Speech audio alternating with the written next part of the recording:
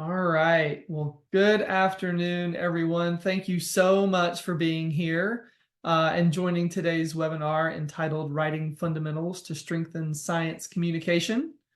Quick housekeeping, if you've joined and you want to turn on your camera, that's awesome. Just please remember to keep your microphone muted unless you are asking a question. My name is Daniel Thompson, and I am proud to serve as the Professional Development Committee Chair for the CDC Employee Association of Emory Alumni. I'm a Health Communications Specialist in the Center for Forecasting and Outbreak Analytics on behalf of Gold Belt Professional Services. Joining me today is the Vice Chair of the Committee, Andrew Rainey, and our Rollins School of Public Health Staff Liaison, Michelle James, without whom none of this would be possible. The other people who we wouldn't be able to do this without are those joining us from the Rollins School of Public Health, who we will introduce in just a moment. So we want to make sure we thank them and let them know that we really appreciate their time and expertise today.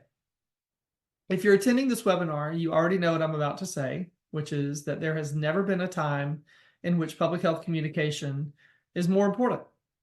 The COVID-19 pandemic turned a bright light on the need for clear, consistent health communication anytime, but especially in times of crisis.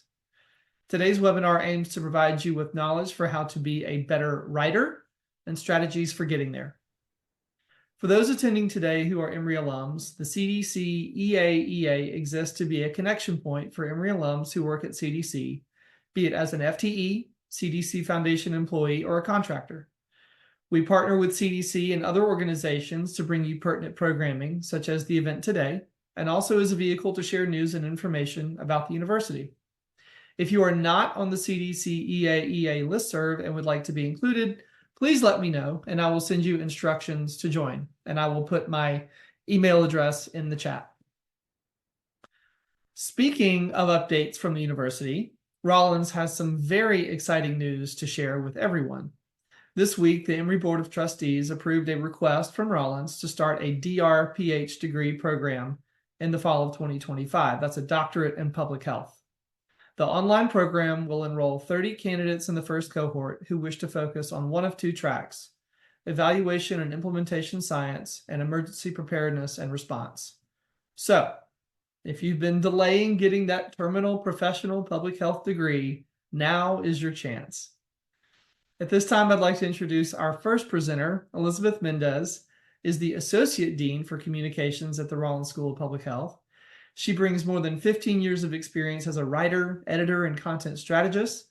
She has held numerous leadership positions at organizations, including the Southern Poverty Law Center, the American Cancer Society, and Gallup. She holds a master's degree in film and video from American University and a bachelor's degree in political science from the Ohio State University. Welcome, Elizabeth. And now I'd like to turn it over to Andrew to introduce our next presenter. Andrew?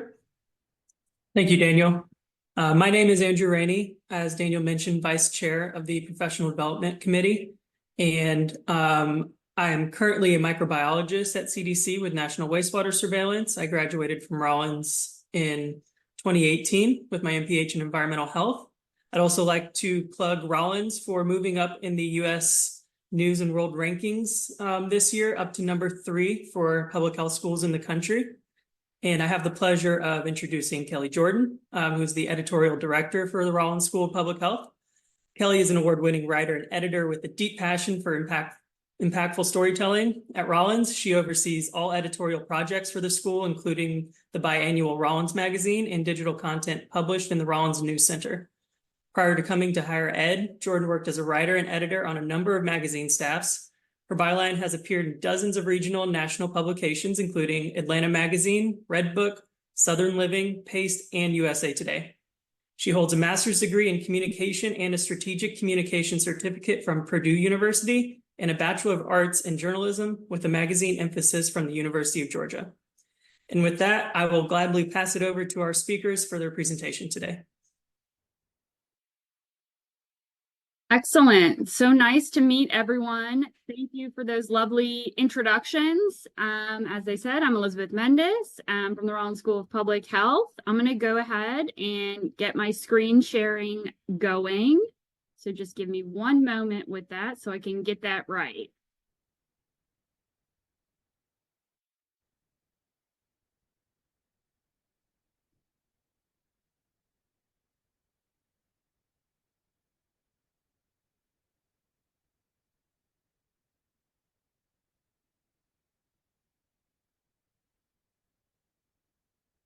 Alrighty. I believe I am sharing my slide deck. Daniel, give me an Looks okay. great. Looks Okay, great. Yeah. fantastic. Thank you. Always good to double check with somebody else on the line. So, really great to have so many people who are enthusiastic about hearing about science communication. Our team here at Rollins, our communication marketing team, is really passionate about it. And the Rollins School of Public Health is really investing a lot at this time in science communication. As Daniel went over, there has really never been a more important time. So what we wanted to talk about today is really just some of the fundamentals. I know my understanding is we might have a wide range of folks on this call. Some folks who work in writing and health comms every day, some folks who are maybe doing some more of the behind the scenes science and are looking at maybe growing their science writing skills. So some of what we cover, especially what I'm going to talk about in the beginning, some of the basics, maybe some things that some of you folks know inside and out. And so hopefully it's just something that's a good reminder. And for others, it may be an introduction to new concepts to you. So hopefully you'll stick with us on all of this. And then Kelly's going to get into some more of the storytelling and thinking about your audience pieces, which are always good reminders and good places to sharpen your skills. So we're just going to dive, as I said, into writing basics, identifying your audience, storytelling, and science writing. But as right before we dig into all of that, a couple reminders on why writing well matters. And just moving my boxes around so I can see my own. One is health literacy. And some of you may be very, very familiar with these facts, but for those who aren't, about 1 in 10 English-speaking adults in the US has proficient health literacy skills. And that really means that almost 9 out of 10 adults in the US have some sort of health literacy challenge. So we're talking about a lot of people who really need health information in a really straightforward manner. And that's something that impacts almost all of us. Another key reason, especially in a challenging, upcoming challenging election year, is misinformation. Misinformation and disinformation, the World Economic Forum recently said, is the most severe short-term risk that the world faces. I think all of you, at the CDC are familiar with the challenge of misinformation. And recent KFF surveys found that 96% of adults say they have heard at least 1 of 10 items of health-related misinformation that they surveyed about. And importantly, most of them were uncertain whether each of these 10 false claims in the survey were true or not. So why am I talking about health literacy, misinformation? The point is that when we write well, when we do a better job with our writing, and when we are more clear, especially when it comes to health information, our readers, our viewers of digital health information, are more likely to get the message and get the facts. So those are just a couple reminders. Again, a lot of you are familiar with these challenges we face, but a couple of reminders of why we're talking about what we're talking about today. And with that, let's get into the 5 top tips that I'm going to cover. These 5 top tips are pretty much pulling from The Elements of Style, the classic book that many of you know. I call it Back to Basics. If you don't have a copy, I highly suggest you get a copy. I couldn't find my copy as I was creating these slides. I had to borrow Kelly's copy. Thank you, Kelly. It's always a great book that has just really the basics that give you strong style, whether it's health writing or any other type of writing. So that's a lot of what I'm pulling from today. Number 1 tip in all kinds of writing is to write in active voice. The active voice is direct, it's bold, it is complete. The active voice is about how you construct your sentence. So it's a subject, verb, object construction. Importantly, and this can really be confusing to a lot of people, we're not talking about tense, present tense versus past tense. It is simply the construction of the sentence. An active voice is the opposite of passive voice. Passive voice, importantly, almost always leaves out the who, so the subject. So I have pulled out an example, one that you can take a look at. I've bolded the passive part, and we can see, you can think in your mind how to make it active. This is from a recent MMWR. There's a few challenges in this sentence, and I know that the MMWR, this is scientific writing, of course, so there's a lot to think about there. You're not necessarily always writing an active voice for maybe a variety of reasons. But here you see the sentence, monitoring is performed either through direct daily contact by state or local health departments or by providing persons with information on how to self-monitor and where to seek testing. So I'm already personally getting a little lost in this sentence because it's not constructed in this subject, verb, object construction that we talked about. So if we go ahead and let's fix it, and I've bolded the subject, verb, object construction, I went ahead and moved the subject, at least of the first part of this a little bit of a lengthy sentence, to the beginning. Being state or local health departments, they are the subject who is doing the monitoring. They are monitoring exposed persons. So it makes it clearer about who is doing the monitoring and who they are monitoring. Now, I will say in terms of this sentence in particular, I think there's some other things that we could fix, and we could break this sentence apart. And if there's anyone on the line who worked on this MMWR, I'm sure you maybe have some other reasons for why this came out the way that it did. But again, when you work in active voice and you follow the subject, verb, object, sentence construction, it just makes it clearer about who is doing the action and who is the object of that action. So that's number one. Number two is to use active verbs. Active verbs are concrete, they're clear, they are precise verbs that name specific actions that people take. So here I just want to dive into the example. We can think about how to fix this. We are thinking. Our thinking is less active, more hesitant. We are thinking that these results will be helpful in future policy decisions. If we want to fix this, we can just say we think. Think is active, it's clear, precise. We think these results will help in future policy decisions.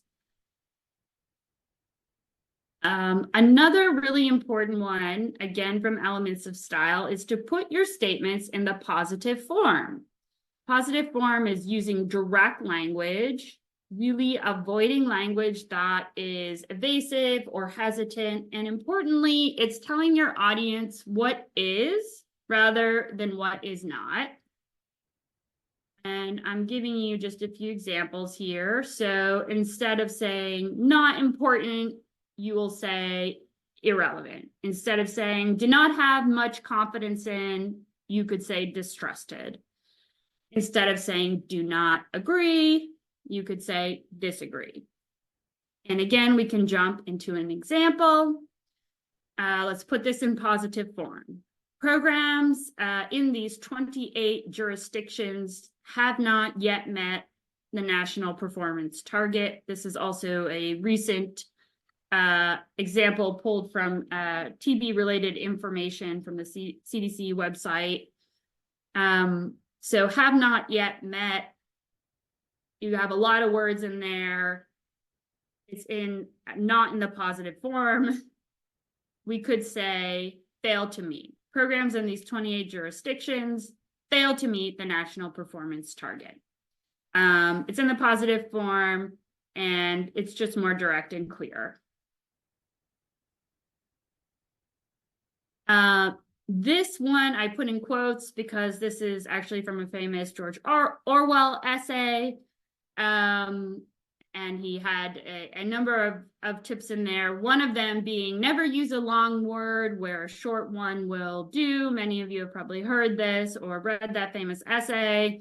And the point is with this, I think, very clear, but of course, we all know some of the best literature uses the simplest language, and by using language that your audience will understand, you will be able to better communicate your points. A lot of this comes across in the health literacy tips that, of course, the CDC talks about quite a bit as well, and I know Kelly's going to talk a little bit about in addition.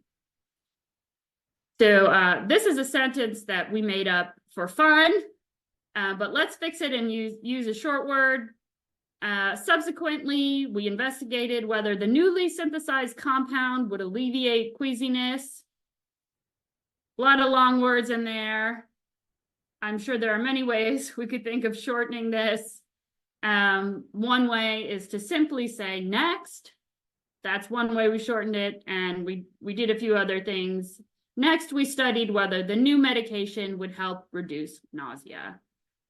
You can see how using the simpler, shorter words simply make it clear. This can be true when you're talking about basic health information for the public, but also when you're talking about even scientific publications for other academics. Everybody appreciates clear, concise language that's easier to read. Tip number 5, to round things out here, is to cut jargon and needless words.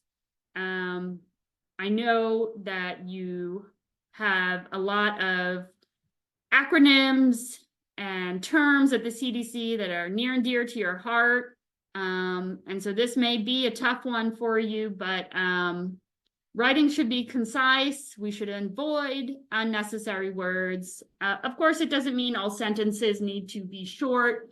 Certainly, you don't want every sentence to be the exact same length. It's good to vary length to keep things moving. But we also want to avoid terms that only a specific profession or specific group, if you will, uses that may be difficult for the public to understand.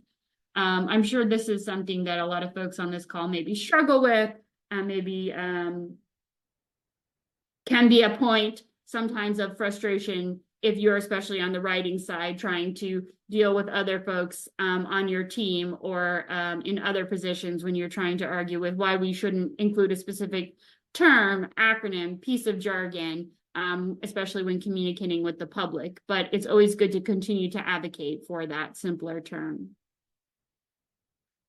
Here's another fun example where we can try and cut the jargon out. This sentence: quantitative analysis of the data elucidated a possible underlying positive feedback dynamic between the variables. I can tell you I have read many more convoluted sentences than this in many, many scientific journals. We can simply cut a lot of that jargon and simplify. Results show a possible self-strengthening cycle between these elements. Of course, you could rewrite this sentence in a number of different ways, but it's simply to show you that when you simplify, it just makes it easier for your brain to process the information. So with that, those were my 5 top tips. These are straightforward. As I said, many of you may be very familiar with them. And for those of you who are new to some of these concepts, again, I encourage you to pick up a copy of The Elements of Style and dig into it because there are a lot of other great tips in there. With that, I can pause, see if anybody had any quick questions about any of my 5 top tips before we dive into what Kelly's going to talk about.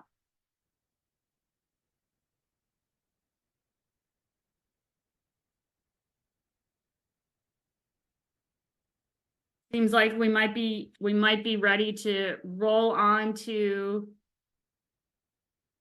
On to you, Kelly. So Okay. I'm gonna stop sharing. All right. Give me just a second.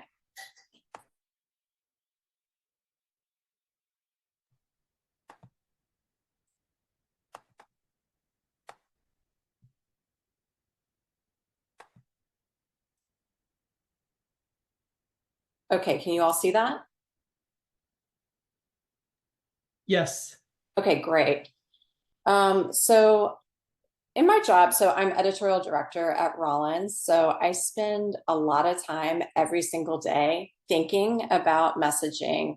And regardless of what all of your roles are individually, I would assume you're also thinking about messaging, whether you are specifically a communicator or not. You're communicating with your teams, you're composing emails, you're thinking of how to convey information. Research, but also our own lived experiences have shown us that storytelling is an effective tool for delivering content, driving behavior changes, and communicating messages, because it helps people see themselves in relation to the content and kind of make sense of the information being conveyed. People also just really enjoy a good story.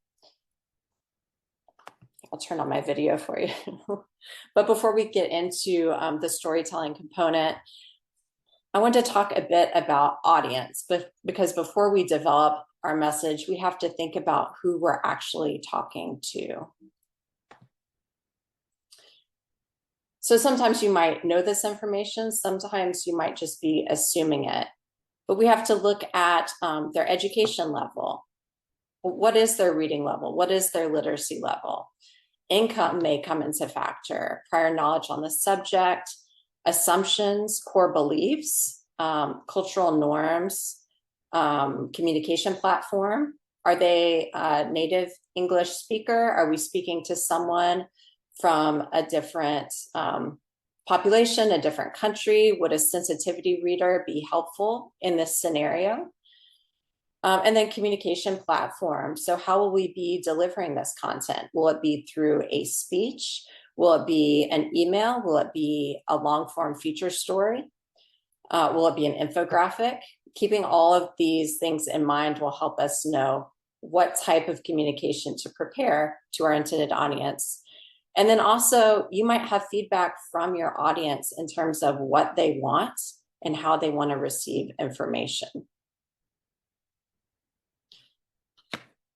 Now, for us at Rollins, a lot of our content for the Rollins News Center, but also for our magazine, is catered to a very specific educated audience with at least a college degree, but most also have a graduate degree or an MPH from Rollins. We also target a lot of our content toward the general public with an interest in science. And that content also is with people with at least a high school diploma. However, this isn't necessarily what all of the United States looks like. In fact, the average US adult is actually at the 8th grade reading level, and more than 130 million people lack proficiency in literacy. So they're reading below the equivalent of a 6th grader or about an 11-year-old. When we're looking at opportunities for conveying information, this kind of goes back to what Elizabeth was talking to in terms of using the active voice, using short sentences, and soon I'll be talking about plain language as well. People are mainly digesting content digitally, right? They're reading it quickly, they're scanning information. In doing so, there's a lot of room for misinterpretation, misinformation to occur, and for main points to get lost, especially if you're writing very lengthy sentences with a lot of what you're trying to say. One of the important points that I wanted to pull out here is that 94% of journalists actually rely on social media for their jobs. So it's still all these different digital platforms are opportunities for all of us as public health people to share messages with a varied audience. And then, as we can all assume, this is from Pew Research Center, younger generations, social media does prevail as a way for younger people to get content, get news. and get information. So the Plain Language Act was passed in 2010. That's something that CDC follows with their Office of Communication, other federal agencies as well, and producing content aimed at general audiences, the general public.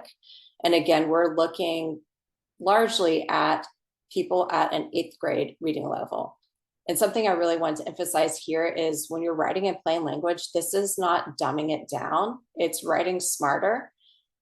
It's actually more difficult as a writer, and I know that Elizabeth can attest to this as well, and many of you. It's often way more difficult to simplify what you're trying to say, to be direct, to be succinct, to use words that people can understand. Because our main goal at the end of the day is to influence, to share information, and to help people, right? So we want to make sure that our message comes across and that our efforts are worth the time that we've invested. So some basic principles related to plain language: using the active voice, explaining complicated ideas simply, easier said than done, right? Shortening our sentences and simplifying sentence structure. So instead of several in dashes and m dashes and semicolons, we're talking a few words and then a period.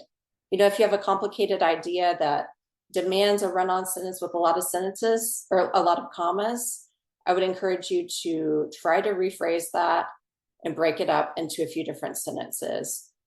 Since we are writing largely for the web and for digital platforms, avoid those big blocks of content. You know, if you have a lot of ideas that fall under the same bucket, consider incorporating devices like bullets, lists, things that are scannable so that your content actually gets read. Let's see. And then consider utilizing infographics. Something else that I would add here that is related is anytime that you're preparing any content, have someone else read it over. If it's, you know, an article that you're writing for CDC's website, if it's certainly a speech you're delivering, if you're writing on behalf of another person at your agency, have another reader, and certainly read your own work multiple times. All right, now, as I previously alluded, so in my job, I'm a storyteller. I know that's kind of like a cringy word, but that's a lot of what I'm doing day to day. You might argue that there's not a place for that in inter-office communication, but you probably do a lot of these things already. And I kind of just wanted to speak to some opportunities that you have in utilizing different storytelling tools. So I just wanted to pause for a minute and pose the question to you all in the chat. If you could answer what makes for a good story. What are some of the main components that make for a good story? If anyone wants to share some ideas.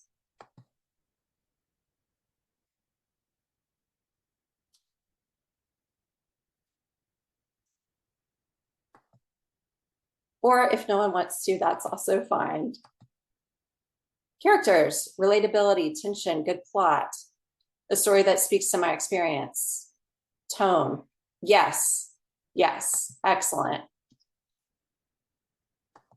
Looking here, yeah, it's really important to know why now? Why today? Why should I care? And how does this relate to my life? That's why people are reading the content. That's why you're writing to them in the first place, is because you want people to do something and to connect. When there's a disconnection between content and audience, it's just a waste of effort, at least in my opinion. We need to know who are the characters, who's the good guy, who's the bad guy. A lot of times in public health, the villain is the virus, right? The characters are the people. What are the stakes? If you don't get a vaccine, you might get sick. We don't want that to happen, right? What is your plot? What is it that you're trying to say? So there are a bunch of different literary devices that we can use to our disposal. So certainly if you're doing a long form feature story, so in a magazine like I operate, it's easier to incorporate a lot of these things, but I would say that you also probably can use these in a range of different avenues, including presentations, infographics. I know CDC does several educational materials aimed at the general public. I'm going to show a couple of examples of those here in a minute. Titles, headlines always lend themselves to rhyme, alliteration, assonance, and then also I think speeches as well are an excellent use for these different devices. They not only strengthen the writing, they also make them more pleasing to the ear. So if you're, which is also a consideration for people under the American Disabilities Act, if they're hearing content versus reading it, it's nice to keep that in mind. Like, what is the musicality of what you're trying to convey? So this is an example. Russ McClendon, one of our writers, is just a really excellent writer. And I'm going to show you two of his articles that he's done for us recently for Rollins Magazine. So here, I just wanted to highlight a couple of the different subheaders across the navigation. We've got exposing the exposome. Let's see, history, mystery, eyes in the sky. So already we have some rhyme in there, some internal rhyme, alliteration. And I'm just going to read the intro here briefly. On weekday afternoons, Atlanta's downtown connector is an incredibly unpleasant place. Immediately, we know where we are. As Atlantans, we can picture it, right? Throngs of vehicles congregate to grumble together in the sun, spewing noxious fumes as they inch along. Drivers and passengers gaze helplessly through the hydrocarbon haze. So just with that introduction, we are immediately in the story. We know where we are. We know why today. We know what the setting is, and we have an idea for what this article is going to be about and why we should care. This is another one from the same writer. This was about industrial waste. Decades of industrial waste that have been occurring in Brunswick, Georgia, and the research that Rollins faculty are doing there with community partners in Brunswick to help mitigate the effects of decades of industrial pollution. So, and again, take a look at the headers at the top, the burden of Brunswick, results and reactions. They're just catchy. So Anita Collins is angry. Throughout her hometown of Brunswick, a historic port city nestled among salt marshes on the Georgia coast, friends and neighbors are struggling with cancer, kidney disease, autoimmune conditions, and other serious health problems. Collins, like many in Brunswick, suspects there are more than just isolated illnesses. She's worried there are signs of a deeper danger plaguing her city. And she's mad so little has been done. It is painful. I'm angry. And for so long, nobody's really given a darn, says Collins. So immediately we have our setting, we have our why today, we have a why should we care? We can put ourselves in Anita's place, right? We can picture what that would feel like. And we know what's at stake, these serious, deadly health problems, right? CDC does this too. And see, we could do this in the form of an infographic as well. So the message here is very clear. A flu vaccine can take flu from wild to mild. So you still may get sick, but it won't be as bad. So it's saying that very directly with plain language, but we also have a visual representation. It's funny, it's catchy, it's bold. We get the point, right? At Rollins, as I mentioned, our audience tends to have a college degree, but also often a graduate degree as well. Many on our social media channel are members of the general public who are just very interested in science, but may not have an MPH. So we have this extra educational opportunity at our hands.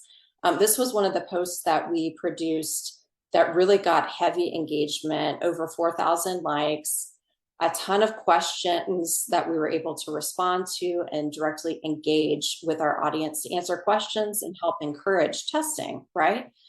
So the whole point of this was to answer the question, like, do our COVID rapid tests still work? Yes, they do. And we're saying this, with a lot of visual support. And then this is the last one. Sorry, my screen is doing something strange. So if my parent has Alzheimer's disease, will I have it too? So NIH had some really excellent resources on their website on a range of different public health topics, as does CDC. This one was really interesting to me. I loved the way that they utilized illustrations to help support their information. Everything is shared in plain language. It's explained in a way that makes sense. I also get the sense that they likely vetted different questions based on what they're either receiving from CDC Info's line, or that they're receiving from general feedback from just healthcare professionals who have told them what their patients want. All of those things could possibly inform how they've conveyed this information. This was a related page. So if you don't have access to a Canva account or an Illustrator, this is also an example of how they're sharing that information and how you can share information as well. Everything is structured the way that I talked about, with bullets, lists, simple sentence construction, plain language basics. And with that, I'm going to end my portion, but I wanted to share a few of the different resources that I really love and that Elizabeth does as well. Several of those, as you can see, are from CDC, which has several different websites devoted to communications. I love this book, Eats, Shoots, and Leaves. This in itself is just an example of how the serial comma can lead to, or absence of it can lead to, some confusion. Honor and Respect is one that actually I was doing a contract with CDC for a while, and one of my colleagues there really recommended that book. It's useful with honorific titles, when you're writing different messages to Congress people or people with different honorifics, the best way to address them. So I will stop sharing my screen here. And again, we're happy to share this slide deck with you all.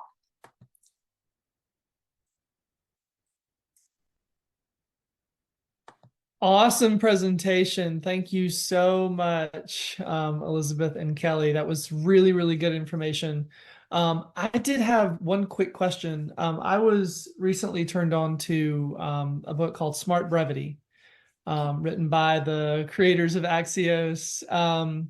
And I've read most of it. It is a pretty quick read for those who might be interested. But I was wondering if you might comment about the utility of smart brevity in health communication. Is it a little bit too far in the direction of brief, maybe without enough detail or storytelling? And would you recommend it to this group as a resource?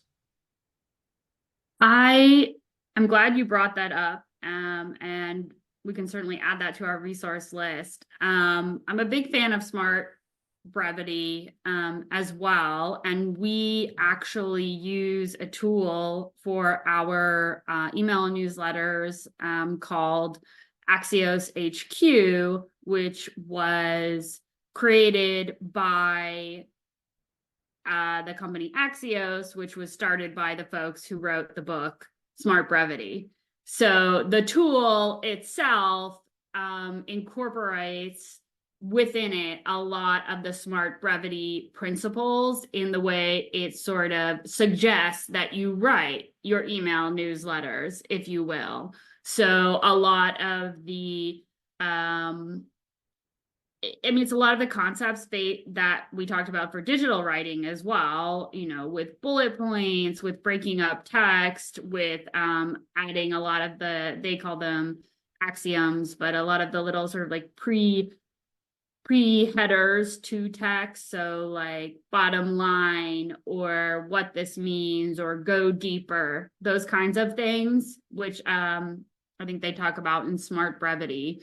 So I think you have to make sure that the way you apply smart brevity makes sense for your audience's reading level. But I think that it's a great book to pick up and can definitely make a lot of sense for health communication. It's a great question and a great book. Yeah, thank you. Anyone else on the call, feel free to come off mute or put a question in the chat. We've got a few more minutes, so if anybody has any burning questions or comments, please feel free to jump right in. Andrew, Michelle, if y'all have anything to add, also feel free to jump in.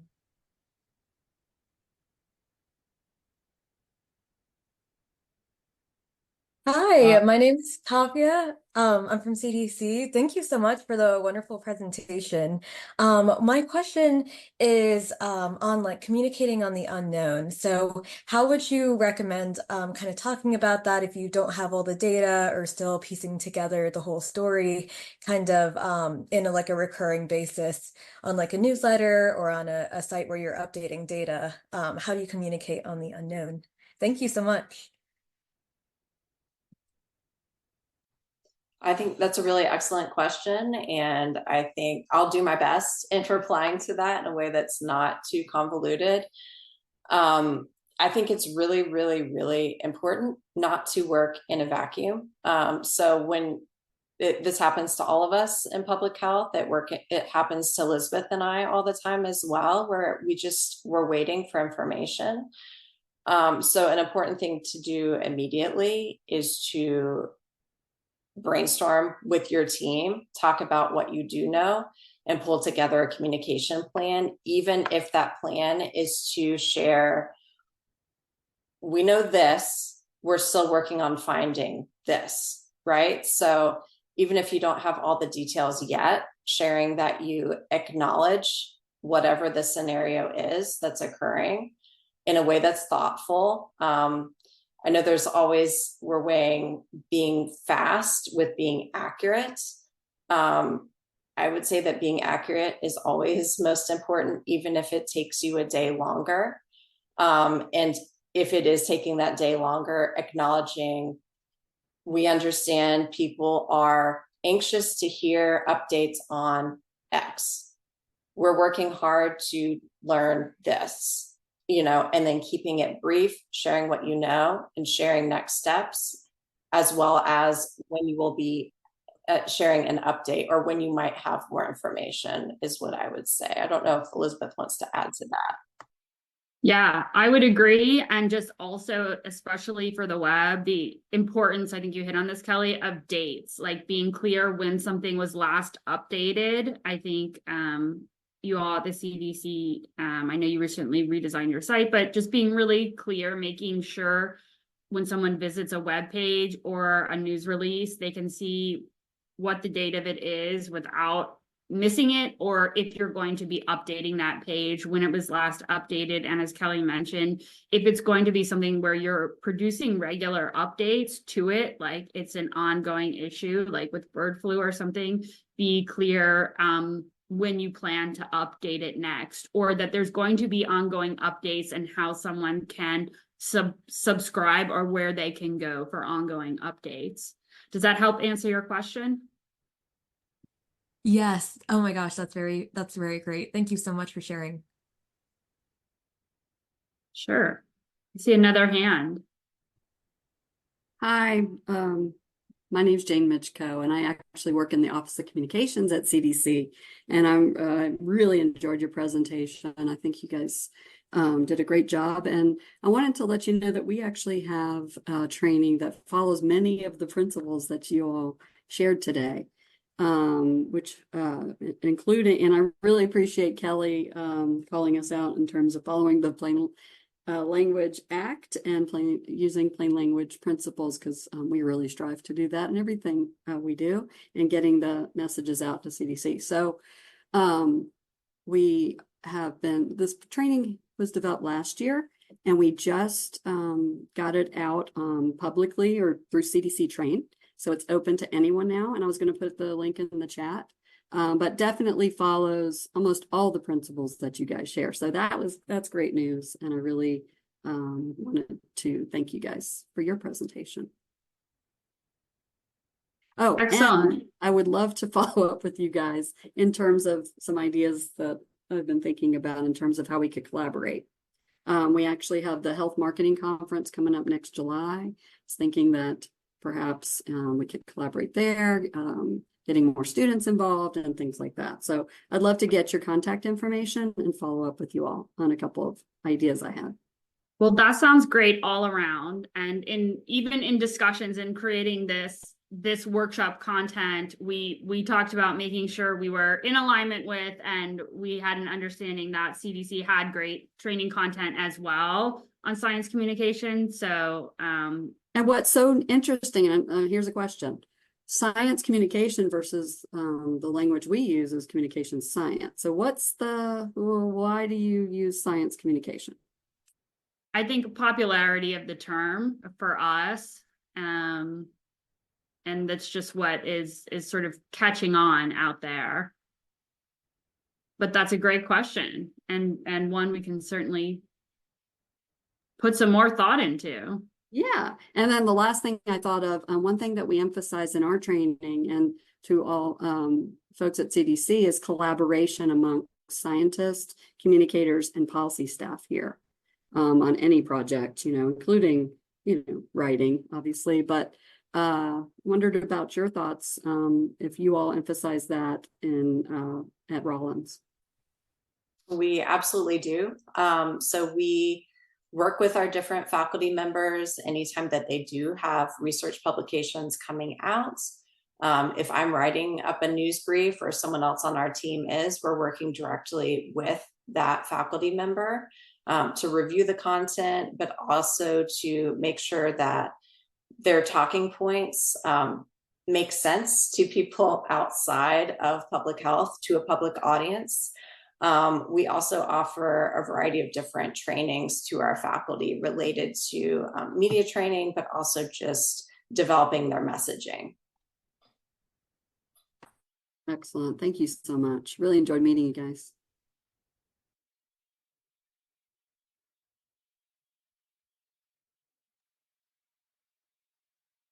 All right, last call for questions or comments. Anyone?